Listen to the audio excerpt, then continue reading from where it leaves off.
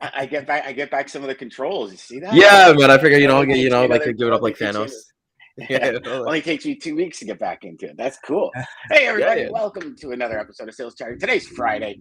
Oh, what a great week. I love saying this on Friday. What worked? What didn't? What flopped? But most importantly, what did you learn? Welcome to the HPLS podcast. Live, relevant, and high performance information, conversations, and education weekly.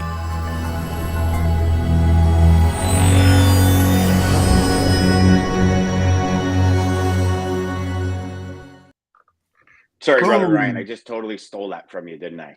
No, I no, know this you is your wanted to show, do man. it. This is your show, so Yeah, we're all guests, Yeah, man. Like, freaking thief. yeah. We're like staples, the three of us. But hey, guys, Friday. Wow, how was your weeks? What's happening? I know that we're probably look, we got no chat going on yet. What the hell's going on here? Lisa must be sleeping. What's going on, people? What's happening? yeah, like it's been Oh. this morning's been really good. I on the radio they were prepping up Halloween music on there, so it's hard not to get hyped up for the week. But this week's been really good. I was kind of like thinking about it a lot. This week I took a lot of personal time to actually go over my 2023 goals. And I kind of gave myself a countdown. Like 60 days, 60 days to kind of get to where I'm at. So I'm extremely excited for my personal professional goals. One thing, Dan, that when I was doing this whole manifestation and talking about this was the traits and the person that I want to be and the top 3 traits. So maybe I'll ask you guys this too, like maybe ad hoc here is like the 3 traits that I want to continue working on myself is to always be humble, generous, and relentless. So those are 3 things. Maybe I'll go get it tattooed on myself or put it up on my desk or something like that. But those are 3 traits out of everything that I think is extremely important for me. So I'm excited. I've learned this from you, Dan, and from other people I've kind of seen too, is like make dreams so scary that you're scared of them, but you're ready to go, right? So it's been a great week for me. Just positive and just kind of like keeping forward and businesses. And you know what? When you have a positive mindset, business will take care of itself, right? So in all facets of your life. So business has been really good. Personal's been really good. But that's been my week, brother. That's what I've been working on. If you're one thing that I learned years ago from a mentor of mine, and I actually have 6 of them that go off every day, is I'm energetic, enthusiastic, and impactful. Those are my 3. And I set timers, reminders on my phone because my phone's kind of always here. And then because I have everything's Mac, it comes up here, it comes up there. And it's just energetic, enthusiastic, impactful, and all 3 words. And I set a reminder for like 4 times a day, 3 times a day. And what I find is you see it and you're like, oh yeah, that's right. Like raise your energy, become impactful, and then after about an hour and a half to 2 hours, it kind of starts because things are happening. You're kind of going back and forth. And then all of a sudden another reminder hits. So if you're like, I've got all my things in front of my computer. So when I look at my computer, I look at the sales hacker, I look at what I teach, I look by choice, but I also have it on my phone. So if I'm not at my computer, it reminds me. Another great thing that I learned is triggers. For all of you that are looking to create new habits, triggers are one of the best ways. So for example, every time I walk through my office door, I say energetic, enthusiastic, and impactful. So it's like I love that you create say that that. trigger. Because one of my favorite books that I've read is Ryan Serhant. He's probably one of the best real estate people out there. Listed, I think he has $1 million listing. That's his TV show on Bravo. And every day before he even starts his day, he says ready, set, go. And then when he says go, he's ready to go. And it's if anyone was watching, check out Ryan Serhant. He's probably one of the best influencers out there. But just coming back to your point, like I think that's that trigger. It's so key to have it, right? Because we can always kind of get caught up in it, right? So definitely. Remind ourselves, right? Yeah. Like everything in life, right? Like anything, you have this new idea and it creates this energy inside of you where you're just like, oh my God, yeah, let's go. But it wanes over time. Like yes, it falls off for a lot of people, which is why a lot of people's dreams never come to fruition because they don't put that energy, effort, and extra positioning in where when the motivation fades, how do you keep stepping and moving forward, right? And habits, triggers are some of the best ways to get that done because you train your body. Okay, perfect trigger. for all of you that are smokers, what happens the first thing you do when you get in your car? You light a smoke, right? Like when I was a smoker, it was triggers that made me want to have a smoke. Mhm. I could sit there and work for 7 hours straight, never think of a cigarette. As soon as a problem hit, I'm like, I gotta go have a smoke and figure this out. Yeah. And it would be that trigger. When I got in my car, that was the trigger to get in the car, put on your seatbelt, light a cigar. Right? When I would stop on my way to work to get a coffee, that was the trigger to light another smoke, right? Like, so everything in life is triggers. You know, I had the pleasure of speaking to a group of entrepreneurs and salespeople and business people yesterday. And one thing that was very, very clear was it was like, okay, how do we really get that energy starting right away? Like, how do we come Mm. out full force? And how do we do it every day? And it's challenging, man, because we all have difficulties. We all have issues. We wake up in the morning, we're not as energetic as we were yesterday or as energetic as we wanted to be, or you know, we had a rough night's sleep. And you know, I'm sitting here, I've had maybe 3 hours sleep last night. I just was uncomfortable. My hips weren't really, and I was like tossing and turning. And before we go live, before I come on, say, okay, how do I want to come across today? How do I Mm. want to serve? How do I want to bring the energy to the audience? And that's what we do. And some people are, oh, fake it till you make it. I don't believe that. I believe that Yeah. we have to bring energy across because our energy is infectious to other people. And when we come across and we're excited, we get other people excited and they get excited and they're like, yeah, let's go, let's do it. Right. This is the whole internal piece of motivation is that it raises that dopamine, it energizes you and you get going. And that's what I'm But interested to learn, like with Jeff too, because like one thing I love about Jeff is that he's always consistent. You know, every time like we've been doing these videos, every time I've seen him on other podcasts, everything like that, he's consistent. And you know what, like Jeff, like maybe like what do you kind of do? Like I feel like you're not the type to kind of like prep up yourself or things like that. But how did I'm you kind not. of learn that mellowness in You know he's what? just authentic. That's just him. Well, you know, and that's true. You know, honesty, integrity is first and foremost in my life anyway. And my trigger mechanism is I woke up this morning and that Mm. starts my whole day. Every day I wake up with a smile. You know, I'm pumped just as I am last night. You know, it's the things that you worry about that you shouldn't worry about, you know, that most people do. And it's those things that, you know, you really shouldn't even pay attention to, but you do. You know, it's, I guess it's just built on us to do so, right? The most simplistic, non-complicated things are the most, you know, complicated to us when we come to our think process that things are going to go wrong. And you do that every day. I wake up, I smile, my positivity is higher than a kite, and I share that. I try to be that beacon of light for other people to follow, to have that same energy level. And I preach it on Facebook and I tell all my friends that, you know, I've closed my inner circle. I removed the toxicity in my life, you know, and now my focus is totally, you know, not just here and being on the podcast with you guys, you know, every day, but in my work, in my life, and what I tried to do. You know, I don't get pulled into those negative positions. I just refuse to. You know, am I happy all the time? I guess I come across that way, but you know, it's just that mindset. It really is. You know, it's I don't know.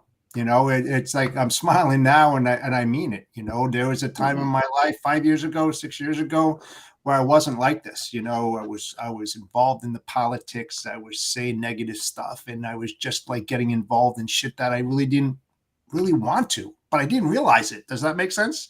You know, Yeah. until you just say enough's enough. You know, just cut that out because it doesn't do anything for you. You know, personally, it doesn't give you drive. It doesn't give you determination. It just sucks you down, man. It just brings you down to a place that you don't need to be in, you know? So that's what I try to share. I just try to be a damn good, decent human being. That's all, you know?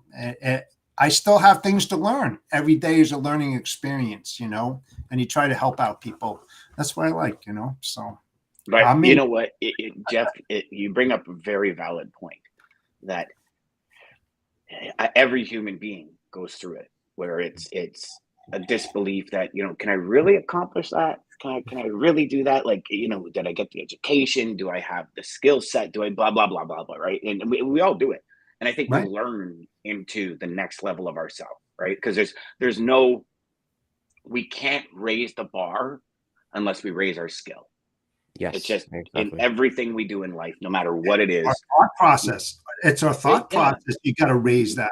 I mean, because you're not going to get to where you need unless you have the proper mindset. You know, you're not. You're not. You know, if you listen to other people and you don't listen to your gut and what you truly believe in, not what others believe in, but what you believe in, that's what's going to bring you up to that next level. Yeah. You can't Well, count but on sometimes you sometimes you have to listen to others instead of yourself, because yourself will say you can't do it, and others will say, "Dude, you got more talent in you than you can believe." And I can you say hear that that all with the time, right? You I hear can that say all the that. time, you Yeah, know? and that's how You I got into you said it logistics. The before. owner You saw something in me that I never saw in myself. I thought I was a loser. I was a grade 9 dropout. I was on unemployment. I was like, I'm a loser. And he's and like, look no, at you dude, now. you have a lot of friggin' talent. So sometimes other people step in and raise that bar for us. And we want to say, well, you believe in me. Maybe I can reach that. Yeah. And Yeah. let's go for it. And pull up Kyle's message here, because Kyle I think is saying exactly, and it might need to oh wow, look at that. They've fixed the restream, because that normally would only show half. That's pretty cool. Now you Yeah, can't that's see pretty Jeff or cool. that stellar handlebar mustache, but that's so speaking on humble peace, Ryan, I tell myself I tell myself 3 things every morning. You ain't shit, you never done shit, and you won't be shit. You can be your worst critic. Work like you are broke, like the rent is due every day, and if you don't kill some, no, what does it say there, Ryan?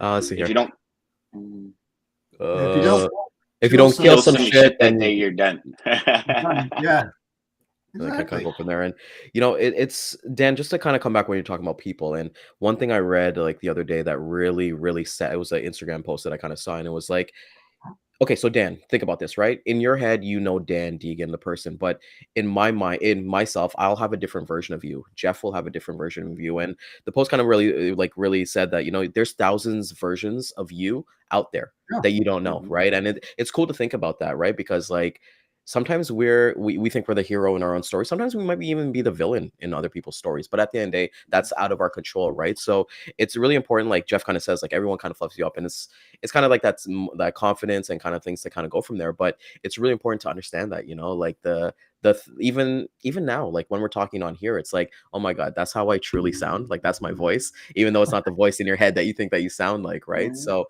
it's just really important to kind of always kind of like reflect. I love that you're kind of saying like, go back into like your lessons of like learning your skill, if it's education, because it's so key. That's actually my lesson for the week, is that there's certain other projects I want to work on, and I've got to level up myself there. And these are Yeah. technical stuff, right? These are not mindset. Like I'm a big believer, like, hey, we can have the motivation to drive the car, but hey, if we don't know how to hit the gas pedal, then we're not going to go anywhere, right? So it's kind of cool to look at those things. But Dan, I know you have an amazing win for the week, so I know we saved the best for last. So but yeah, let's hear it, man, because I think everybody needs to hear this. So thanks, Ryan. Went, as you guys know, on Tuesday I wasn't on the show. Went for my first checkup, and so it wasn't the scans this time. That's going to be at the end of November. But they put a camera up my nose, down my throat, and the doctor could not see a tumor. So that was Let's have an air horn. Yeah, it was a huge moment for Christine and I, when because you got like doctors in, so you're kind of like, and of course I got this camera going down my nose. I'm like, what do you say? What do you say? To the doctor, and because you can barely talk with this, because it goes right up through your sinus and then down into your throat, right? So it's not necessarily the most comfortable thing, but it's like the doctors leave, and Christine and I just kind of look at each other, and then just we hugged and cried, and it was a very, very, very special moment. Now, we still have to have scans. Like there's still the CT scan with the dye and contrast, and the PET scan that really shows what's happening. But it does look like we've closed the barn door on it and burned the barn down. So That's awesome, man. That's That the huge win. Second huge win is or I guess goal for the next 2 weeks is to eat instead of using the tube. And if I can do that and maintain my weight, they'll actually take the feeding tube out. So I'm super excited about that. A little difficult because the throat gets really sore. I mean, I eat 2 yogurts, and it's like, oh, shit, sore. But here's the funny thing. So this goes to skill, our ability, and our confidence. Okay. Mm-hmm. 45 years I've been eating. 6 weeks, I have to learn how to swallow again, if you can believe that. And this was for me one of the thanks, John. Appreciate it, brother. This for me was one of the biggest lessons this week. Is I actually a speech and eating pathologist, I think is what they called it. Anyway, that might not be right. Came in, and her job is to teach me how to engage all 30 muscles to swallow. Mm. And I'm looking at her, and she's like, "Okay, so try this, and then do this." And I went, "Oh my God, that didn't hurt when I swallowed." And I'm like, "I have to learn how to eat again." And she said, "Yeah." And we're talking, so August, September. So yeah, more like maybe 10 weeks. But 45 years, 10 weeks, and I have to learn again. And I'm glad you talked about skill, Ryan, because to me, that lesson was always be leveling up. Mhm. Always be upping your skill, because it's so I guess the best way to put it is all of us are in sales. I'm sure all of us have taken a hiatus from cold calls, right? We just been busy, been doing what we're doing. We've been servicing our customers. All of a sudden, we don't make a cold call for a month and a half or 2 months. When we go to pick up that phone, there's insecurity that starts happening. Regardless of how good you were before, there's insecurity that starts happening, right? And it happens in every part of our life. I've spoken on stage hundreds of times. I've spoken into this camera to 500, 600, 700 people on webinars. I was speaking yesterday afternoon. I was more nervous before that speech and before that presentation than I'd been in a very, very long time.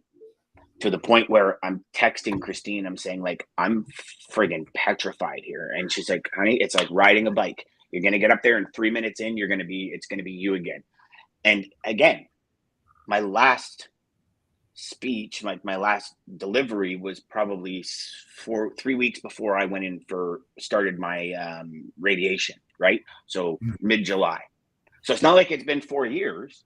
It's been like July, August, September, October. So it's been like 4 months. Right. And for the last 6 years, I've been speaking. Mhm. And I'm telling you, these things go away so fast. Always level up the skill. Always level up. Whatever you're afraid of, go do it right away. Whatever skill you're afraid of, go get it right away. And just that consistency. And you know what, like Jeff, I actually want to ask you this question because I know that you did some traveling this week. You went to go Yeah. meet some customers and things like that. Would love to hear about what kind of happened there. And you know what, even for the audience, even for myself, what are kind of like the do's and don'ts, maybe the recommendations you have for actually going out and visiting customers and not necessarily wasting time, because like we think we want to go wine and dine and do all that fun stuff, but you're very strategic in the way that you handle situations like this. Yeah, and it was been a very, very long time since I got on a plane and traveled, to see a customer. But How it's was those. that, Jeff? What's that? How was that, getting on the plane and doing all that? Like, how long Well, has it been since you actually traveled to see a customer on a plane? Yeah, and here's the thing, everybody was like, "You're doing what? You're going down to Dallas in the morning and coming back at night? Wow, that's a long day. Why don't you stay overnight?" You see, I used to do this 5-10 years ago and flew all over the place and do those one day things, and even go out to California on a one day. Talk about a long day. That was crazy, right? Because you're taking a red eye in the morning and a red eye back at night. So I said, you know what? Let's just jump into the fire. It's been a long time. Let's see how I do. And I planned it that way. So I went back 10 years and I said, I'm going to do it in one day. Everybody said I'm going to be tired. Well, I came back so energized because it was a great meeting. I started thinking and saying, you know what? I got another client. I got a client down there in Dallas. I got one in Richardson. I got one in Grand Prairie. But my mind wasn't set the way it was a long time ago when all of a sudden it popped up. I'm here. Let's go. Let's go visit these other ones. And we had really, really good meetings. And that face to face, I really missed it. I really did. But that engagement, we didn't even talk about freight. It was really weird because you know the way I am. I don't talk about freight.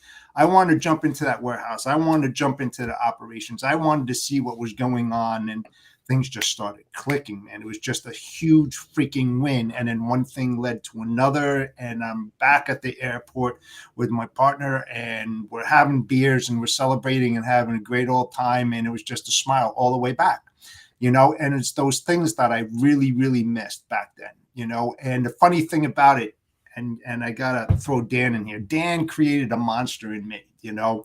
I wasn't the type of guy that got on podcasts and started talking and everything. I was more that guy like this and everything. Didn't find the time for my own podcast, Blindside Alley, way back, you know, back in January, February. And then the unfortunate thing happened to Dan, and Dan asked me if I could fill in. And I said, you know what, I'm going to jump into the fire and do that. Now I'm really comfortable doing this kind of stuff. It was a skill that I learned, something that I was uncomfortable with, that I didn't really like doing.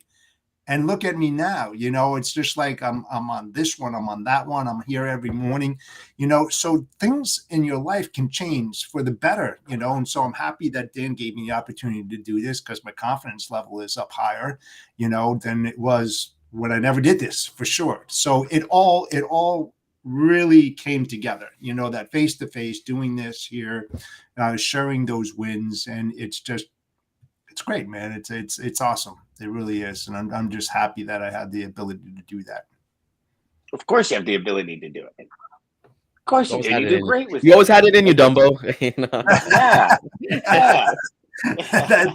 That's true. But, you know, we talked about many times here about being uncomfortable, you know. You just Don't said get into that. Doing the uncomfortable until it feels comfortable. Growth. That's no, it. we knew what you meant. I didn't even see right. I didn't even see that, and I've always stated it that I'm the type of person that just it's that bowl syndrome.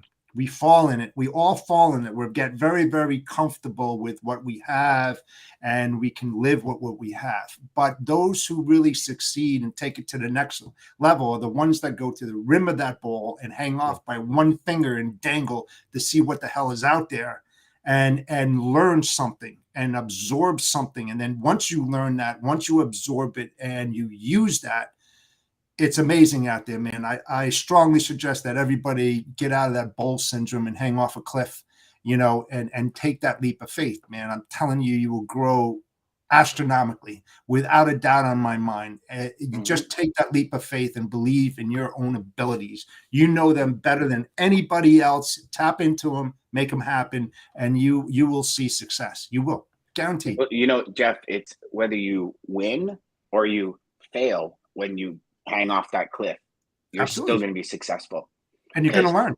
Yeah, exactly. That failure is going to teach you something that's going to be a life lesson that you're going to sit there and maybe, hopefully, when you learn that, you can pay it forward and pass that on to somebody so maybe they don't make that mistake. Now you've created a legacy point. And I mean, it's this perpetual, you know, confidence, competence loop that we're always in life. Absolutely. And everything we do, it's just continuous.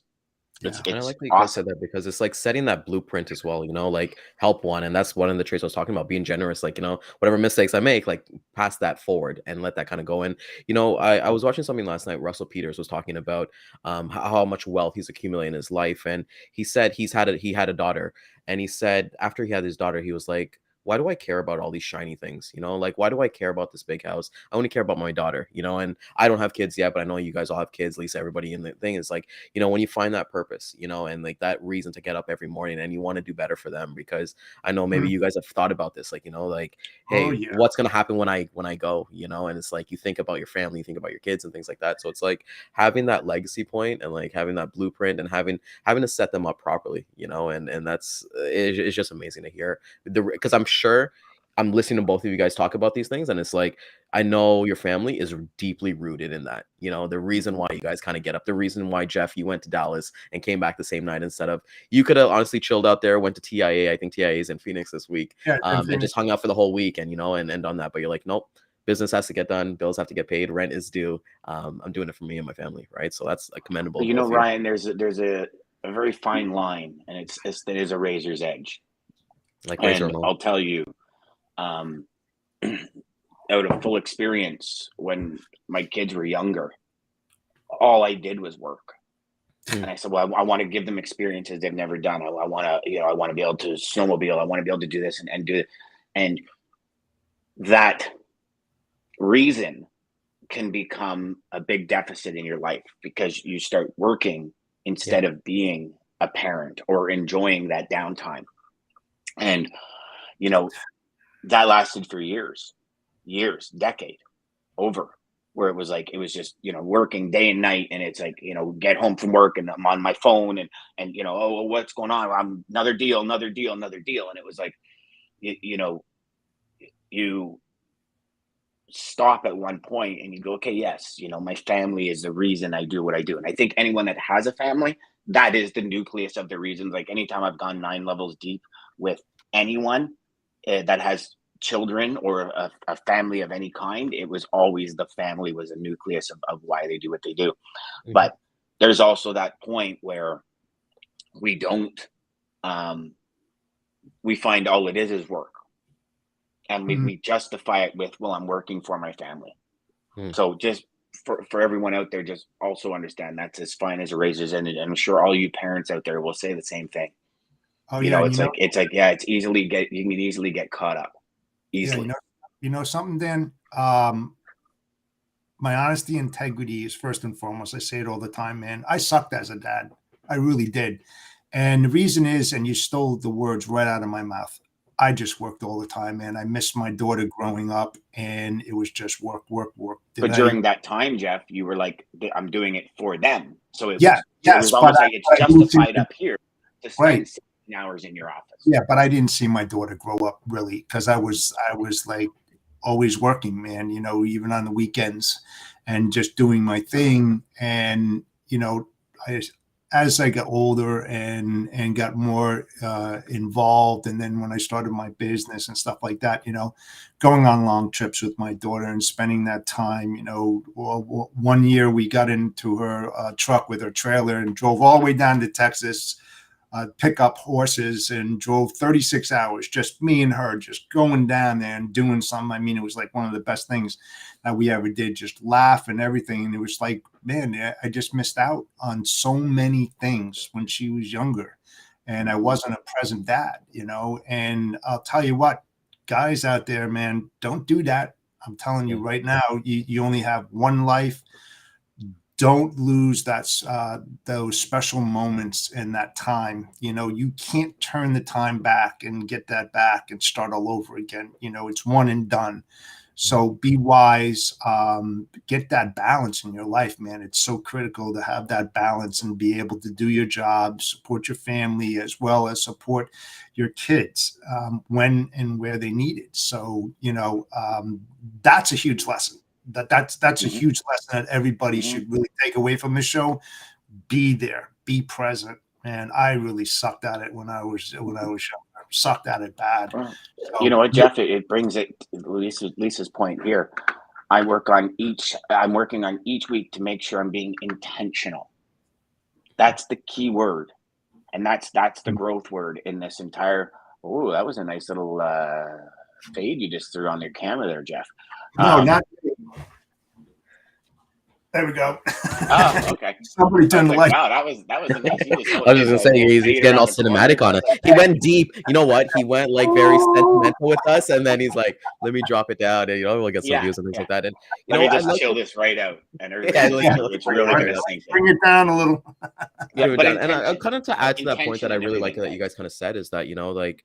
I was the opposite. My parents actually was always present with us. My dad worked, and then when he came home, and it's funny how life happens because now I'm thinking about it. The job that my dad had, he was actually a shipping manager, and it's actually kind of mind blowing to me right now that I'm actually thinking about that right now, and I'm in the industry. But my parents always made sure, like the soccer practices, they were always there. The soccer games, they were always there. The music practice, like now that I think about it, my dad used to work downtown. Drive home 5 o'clock to Ajax and then drive us to Brampton for music practice at like 6-7 o'clock, and that's the one thing I've always enjoyed. And I actually had conversations with my wife because like we've had like different lifestyles like growing up and things like that, and I'm so appreciative to my parents for that because they've always been there, and it's really cool to actually see. And Jeff, you bring up something like you said that was really important. And another word for dat is actually DAT.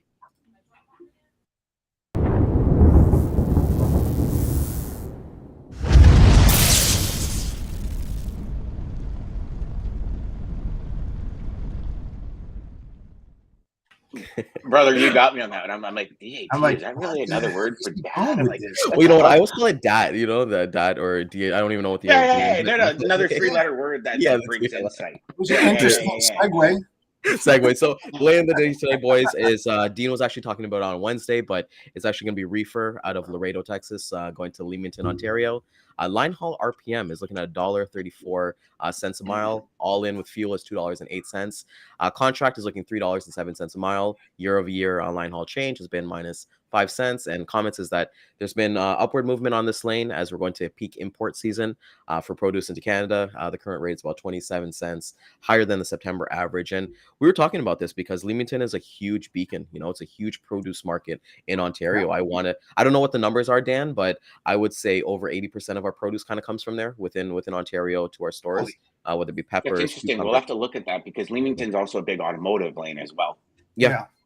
Mhm. But I would love to get that statistic because it's a pretty central area for a lot of the farms to bring everything into, right? So, yeah, a lot of Yeah, you times know what? it's- Even if you just pinpoint like the mega centers for produce in Canada, in the US, you know, just to give some people some knowledge where those, you know, geographical areas are and why, you know, those reefers are in such big demand, because some people don't know that, you know. And Yeah. so I think that data would help out a lot of people to have a better understanding of that side of the business. Well, Jeff, we Let's used bring to it have next like a week. website. Yeah, sorry, we have a website called Produce Market Guide. It was a big one for me when I did produce like 6 years ago. But now they've made it that you've got to pay to actually get the information on there. But it's a very good resource, you know, to kind of see Just that like stuff. anything else. Yeah, exactly. Right. They saw it and they monetized. Well, you know what? I think shipping managers, because they had all the shipping manager information on there. So maybe shipping manager complained to them or something like that. But like there is resources out there. Blue Book. I know there's some people who are there who are Blue Book certified and kind of go from there. But yeah, you know, it would be honestly amazing to kind of see because Danny, like you've seen automotive come out of Leamington. I've done tons of produce out of Leamington, and it's just like, wow, this is crazy to think of those places that you never thought about before. Well, Yeah. and you know, so even for us, 75% of our chopped lettuce comes from the New England area. Mhm. And it actually goes in there, gets chopped, gets packaged, and then comes back up. And a lot of people don't realize when they're in that area and all of a sudden all the reefers dry up, it's because there's like 27 loads of chopped lettuce coming out a day. And it's all these little niches. And it's really cool that Dean's on every week because Yeah. you learn about kind of this new little niche and this new little pocket. And he's just a wealth of knowledge when it comes to what's coming out of where and why does it come out and what are the you know, the seasonalities of it. And it'd be interesting because I'd love to see kind of a month by month heat map. Yeah. Ooh, That would be one of the nice one, coolest yeah. things. We'd have to charge for that, buddy. We'd have No, to- think about it. No, just So joking. think about this for a second, and here's $1 million idea for anyone that can get it. A map of a month by month, and it goes into a poster, and it can be put up on a wall, kind of like, you know, the global maps, you know, that most logistics companies have, and it's a 12-month calendar of a heat map of how freight moves in North America. Let's pull it up one more. Let's take it up one more level. How about an interactive map with the same thing over 12 months that shows the wave of heat, you know, as each week goes by? You see, it's like the weather map, right? When you see that storm hurricane. coming in, Yeah. when you see that storm coming in, Red. well, just imagine having that heat signal in those areas, and it starts moving as the season starts moving. You start seeing that all over, you know, the U.S. and Canada. Instead of looking at individual maps and stuff, I think that would be cool to see that wave and how it goes from the north down to the southeast, out to the southwest, you know, and then as the season starts changing, starts getting back into May and starts pulling back up into the northeast. I mean, that would be really neat because you think about it, that would have a direct impact on the way that reefers move and fans move and all of that. And you can see some type of predictability on that as well. I think that would be pretty cool. And like even Dan was talking Mhm. about like New England, right? Like I know when I kind of did produce, I never wanted to go to New England because there's never really anything to come back out. You know, There's we nothing just coming never. out. That's for Yeah, decades. yeah, exactly, right. So even for Nothing. myself, I would think New England, maybe lobster, maybe seafood's coming out of there, but rarely, very rare, kind of comes out of there too. So it's like it's important. I think we just kind of gave a cheat code. So I know Dan wrote it down. Is gonna copyright it, and it's gonna be. Hey, I'll I'm give you already, the address for the brother, I'm already royalties. thinking I'll of give you the already. Yeah, address. give us for the royalties. the royalties on that bad boy. Well, I'm actually already thinking about how to integrate it into the software. That's it. Because that would be That's a you know, first. imagine that, right? Salesperson going through bing bing bing bing, FYI, in 3 weeks a really Oh, big wave is starting to come out of these areas where your customers might want to identify them and warn them. nothing. Yeah. No better data than that, right? Real, authentic, And it's actual. real, you know, because like I feel like anytime you kind of look at these shows, like it's always a joke to kind of talk about Christmas trees, right? Like everyone talks about like Oh, things you that's know it. like, yeah, You know, exactly, like Portland, that for it, right? Portland, Oregon. Right before Thanksgiving. You're going to see that capacity get taken right out because they're going to be moving Christmas trees Yeah. coming out of Washington and Oregon, all over the place. Forget about it. Well, now rock salt starting, road salt All of starting, that. like all of that, right? So Oh yeah, I mean, think about that. We're talking about the produce. Now look at the heat market for every type, right, of vertical products that move within the United States, and you can see that wave and how everything shifts. From ports to the east. I mean, east to the west, all over. Just think about that interactive actual map with real data statistics. I mean, that would be mind blowing. it would, yeah, and I'm going through the scope of it. Yep, me too. It would have to be live data. It would be massive because like hurricane goes through Florida. Yep. Now all of a sudden all that citrus volume has shifted. Where normally if it wasn't an interactive map, it would still say, "Oh, well, citrus is coming out of Florida." And it's like it is. Yep. I've had No, it's 5 not. trucks down there for 4 days and nobody's loaded anything, right? So it's that. Boom. Yeah. That's thinking That's a big outside data the box. That's thinking totally outside the box. Mm-hmm. And all it I know came who from was my double who my segue next call is going to be to. from there. But I know let's keep continuing here, boys. Jeff, what were kind of like your lessons for the week, my friend? Oh, the lessons is that I got to start doing more face-to-face visits with customers. I learned and missed, like I said, going and doing those face-to-face. It doesn't. The lesson is that it doesn't have to be a customer that's in your corral that you're currently doing business. But if that potential customer, that prospect that you had just been engaging in everything, and the next step that you need to do to solidify a deal is to get on a plane and go face to face and lay out the plan in front of them, I think would add tremendous value. I'm not going to say think, I know it does. Mm-hmm. I know that could be the tipping point of a deal. Because sight unseen is they don't know you, but now they put a face with a voice and they can hear you and they can ask those questions and you can read body language and everything. I mean, it's a huge lesson. It really is. And if you can do it, not everybody can do it because they just don't have that money to do it. If you can do it, I strongly recommend get those face-to-face meetings. It really provides a lot of positive benefits from doing it. That's a huge lesson. And I'll up that a bit, Jeff, because I remember one time my company was on the company I worked for was on a no travel, like a travel ban. Like, no, we got to conserve nobody traveling. And I believe in what you're saying wholeheartedly. I jumped on a plane with my own money. Yep. And I just and I went and I did and I closed the deal. And yes, the company took a portion of it, but I closed the deal. It was for my future. And I actually did same thing you did. I left at like 4:30 in the morning. And I got the 12:30 flight home from BC. So I went right across Canada, did my meetings, did everything I need to do, closed the deal, closed another deal, jumped on a plane at 12:30 and got home at like 5:30 in the morning. Best thing you ever did. Yeah. And you know what? I mean, I slept the next morning because I only got home at 5:30. I couldn't sleep on the plane. So I slept till about noon, got up, went into the office, did what I had to do. And it was on my dime. Yeah. And so even if your company won't do it, if you can afford it, Do it. Make that And investment in your future. And even if you It'll can't matter afford to it, you. like, like one things I've learned is like, get some local customers, go and practice, like I Oh, of remember course. when I got into so I've been at three places. My first place, I never met a customer.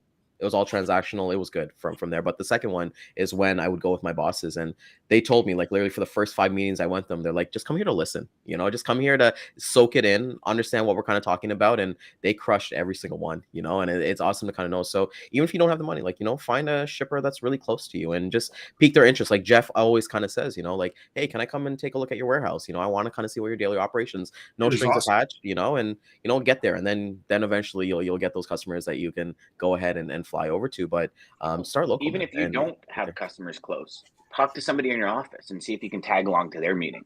Yeah, exactly. Right? It gives you exposure. And yes, it's not your customer, but maybe you'll be able to add something to that meeting that will help them. Yeah. And then if you now have a meeting, you say, hey, can you come with me?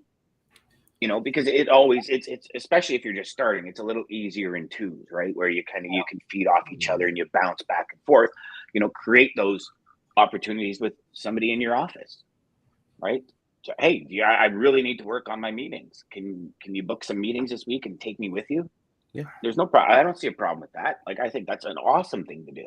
It's the best Now, thing to, even doesn't matter most how far people up you hold are. everything so close to their chest because they're Don't do that. paranoid, so maybe they won't let you. But Yeah. Nah, don't do that, because and like even people are like willing, like, there's times like I've asked Dan to come on calls with me. We've done a live call together, like in person. It's like, oh my God, I did not think of that, like when he was like talking and things like that. So like always, like, I think even the company that I'm with right now, like the top sales guy, like he's always willing. I can call him right now and he'll pick up, no one's ever too busy to not lend advice. So I think it's a great thing to utilize your teammates and do a give and take, right? Just don't ask them for everything and not give back, right? Like have that understanding, like, hey, I found a customer, maybe you're in a niche, maybe I think maybe you're better equipped, right? And then you kind of give and take instead of always taking.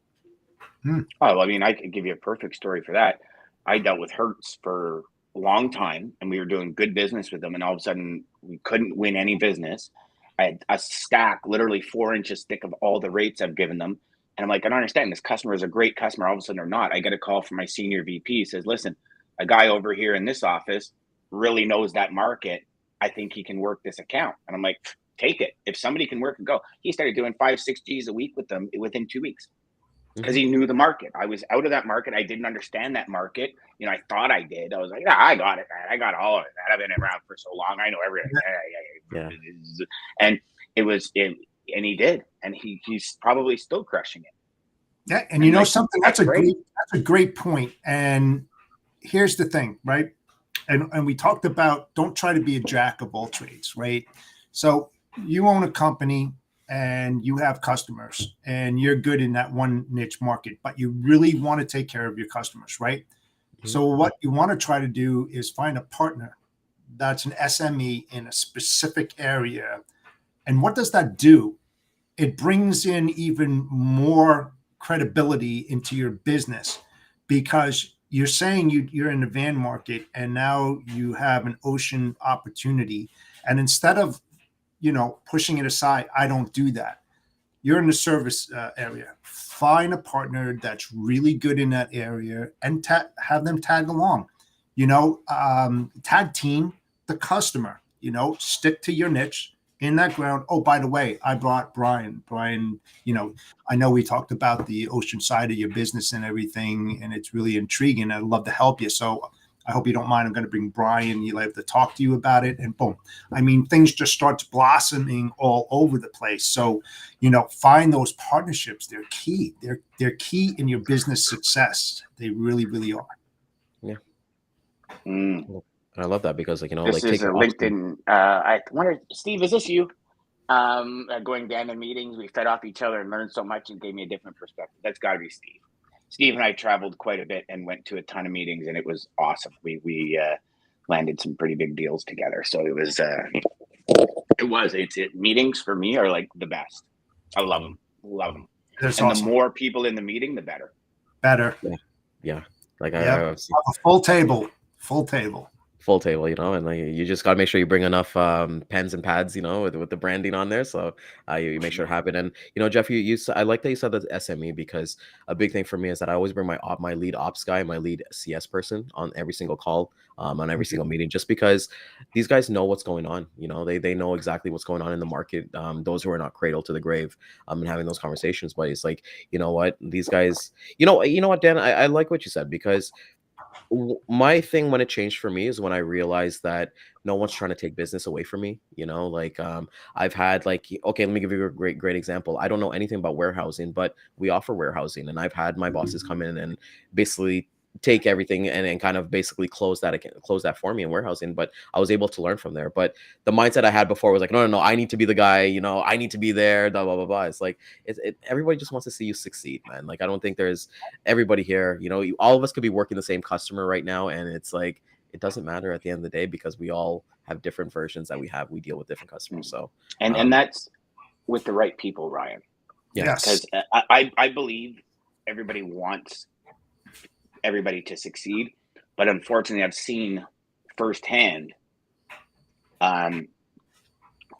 somebody have something happen in their life, so they have to kind of step away for a minute, come back, have an opportunity, higher ups swoop in, close the deal, and cut them out. So unfortunately companies do it, and I know there's people out there listening that'll put together some brokerages that do that. Unfortunately, there's brokerages that hire people strictly for the purpose of land a few accounts. We're going to fire you and keep the accounts. Like this is literally their game plan. So unfortunately, as much as we, I do believe everyone wakes up in the morning not wanting to screw anyone over, but unfortunately, there are people that wake up in the morning going, all right, how am I going to take from you so I can have? And, it brings us back to what Dean talks about. Always leave something on the table for somebody else. Yeah. And it also brings me up another point. Nicole Glenn, Candor Expedite, amazing lady. If you all don't follow her, make sure you do. When we did the 30-day program, where the idea was if you lost everything and only woke up tomorrow and you had a phone and a laptop, what would you do in the next 30 days to get your business back? Nicole's first thing she said was, I would figure out what kind of company I want to work with. Yep. And she was the only one out of the 10 people that I asked that said I would start with the company, because if I don't get in with the right people, I'll never have the right support. And I was like, damn, that's a good one. Because, okay, again, how many of you, right, and including you guys, when you got into this business, stopped and said, okay, what kind of company are you? And do you meet my ideal company profile? Yeah. Right? Nobody. I don't think anyone has. I mean, you look at a lot of people, even if you move from brokerage to brokerage, a lot of the times it's because you put yourself in a bind and there's like some kind of signing bonus, or maybe somebody said, I'll treat you a little bit better, so you're going to go, or something. And then you shift, right? But do you interview the company? Do you have an ideal client, like company profile? Yeah. You're saying, I'm going to work with this type of company, and that's it. And to me, I was like, wow, what a better foundation, like one of the best foundations for ultimate success. Because if you work with the right company, like you said, Ryan, a company that wants you to succeed, that says, hey, listen, you don't know much about warehousing, just put the call to me as the president or the vice president. I'll close it. It's your deal. Yeah. That's the company you want to work for, because that's everybody working for the greater success of the entire corporation, which includes everybody down to the person that prints a friggin' invoice. Yeah. Right? Like all the way down to the janitor that cleans the offices at the end of the day, to the guy that walks around and paints the walls so the office looks good. That's the whole company. That's the encompassing area that you work with. And if you as a sales rep are not concerned about every one of those people prospering, then you're missing a huge part of business that really, really needs to be exposed, because that's the part that's going to get you to the next level and beyond at everything. If you're consistently focused on making sure everybody is taken care of, and it's not me, you're going to win. And you're going to win no matter what. You're going to win, because, and even if, and I'll give you a perfect example. There was a gentleman I worked with. he was like a real hard worker, but he just couldn't close deals. I mean, it was close to 2 years he didn't close a deal. And I remember him coming in the office and goes, Dan, like I suck. And I go, you don't. You just haven't found the right person. And like he'd get a deal here, a little one, like, and all these salespeople around him were just like, their businesses were skyrocketing. I mean, you know, I walked in pretty much same time as him. I was doing 30, 40 G's a week. He was doing like 2, right? So you can see how frustrating that would be for a lot of people. And one day he just kept plugging, kept doing, and didn't change, didn't alter, didn't say, well, I'm going to be this person when I'm on the phone. He was like, this is him. And he started connecting with people that were like-minded, and his business blew up. Like, I mean, I told you guys a story about another guy that I worked with. It was baseball. All of his customers love baseball. His first thing was, do you like baseball? Because I suck at sales, but I love talking baseball. Yeah. That's what he said to 5, 6, 7, 800 traffic managers. And the ones that love baseball all of a sudden became customers. Right? It's not just business. It's identify what you like. Identify Dan, I'll what tell you that.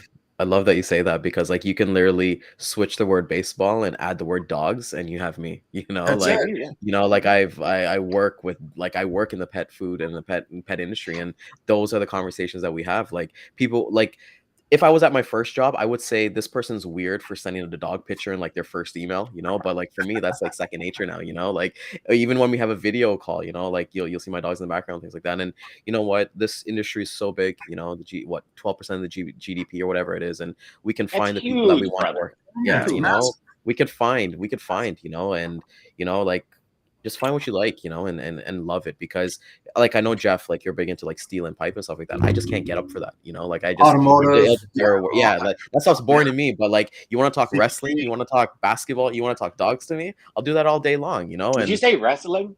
I love wrestling, man. I went to 4 wrestling events. Like we got sick. We got sick. My wife is sick right now, but we went to like 3 wrestling events like 2 weeks ago, and we got sick at one of them. So it's it is what it is. But just coming Ryan, back to it, you know, you continue to amaze me. You know how much water usage the Kardashians have, and you're into wrestling, and you know you send dog pictures on your first email. And dude, you just continue to amaze me. And you got like a water bottle there that's the size of my leg. You know, you just continue to amaze me, brother. It's awesome. Yeah, so if anybody likes wrestling out there and wants to talk about, you know what's funny? I actually connected with a shipping manager who likes wrestling, but maybe that would be a different topic for another day. But you know, like just do it. But Jeff, like, you know, I like what you said, like you don't talk freight. Put their pants on one leg at a time, brother. Or, you know, if they're whatever, you know, humans put their women wear pants too. What am I talking about? Here I am getting all like, oh my gosh, I can't say that because everybody's gonna think it's like all just guys. You all know what I'm saying. Don't send me any nasty DMs. But yeah, it's like, listen, we're all human. We're all human. We all have certain things. Yeah, I was saying this yesterday to the group of individuals I had the pleasure of speaking with. I said, you know, here's the thing. Think of everything like you're scrolling through social media. Certain things in social media catch your eye. Yep. Right? Or it enters the conversation, enters your head where you're having the conversation. And that's all we have to do in sales is we have to enter our prospect's mind where their conversation is right now. And for Ryan, if you were to send me an email with a picture of your dog, and like I got 2 dogs sitting right beside me as I'm working, you got me. You got me. Yep.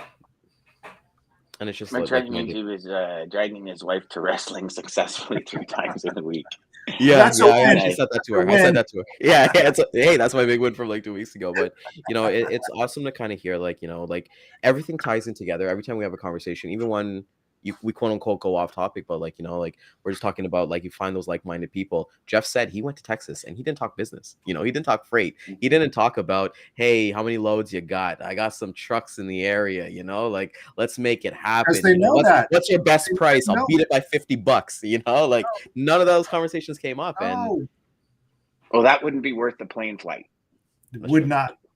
Right, You know, like if because you they go to know a that. meeting and you Know travel that. halfway across the country to go to a meeting to say I could save you $50, you're wasting your time because you could have done that on a phone call in 3 seconds, right? Not to mention you're not selling, you're groveling and you're dropping your pants and bending over your desk and like just helping the entire industry go right to the bottom. But that's a topic for another day because I won't get into that right now. But serenity now. Ah, yes. Okay.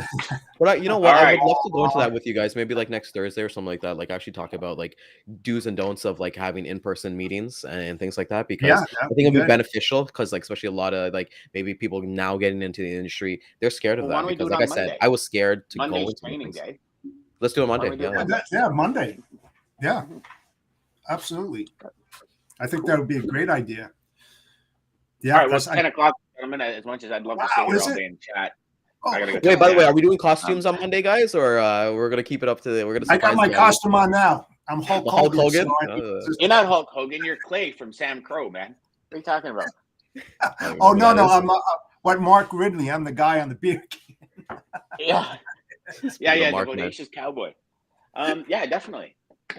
Let's yeah, sure. Why not? Tap into it Let's on do Monday. So, Yeah. yeah, I know everyone's gonna go. Want to thank everybody for coming out this morning. It was fun to be with everybody. Just I know we got the full gang back today. So everyone definitely catch the replay at 12 p.m. and 3 p.m. Eastern time on YouTube, LinkedIn, and Facebook. Be sure to kind of see what we're doing, and we got another jam-packed week for you. So if you found value, please like, comment, and share, and subscribe, and let us know. Oh, and we're on the muster. What's Elon Musk's Twitter, the muster.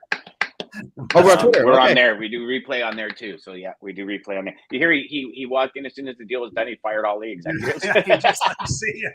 Just freaking cleaned gangster, house. It's hilarious. You're out.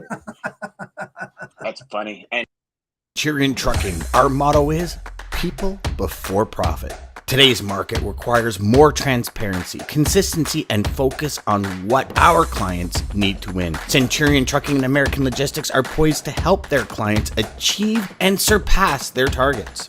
If you're looking for a team that honors your needs, dreams, and aspirations, then get a hold of Daman at American Logistics or Centurion Trucking and start designing your career today.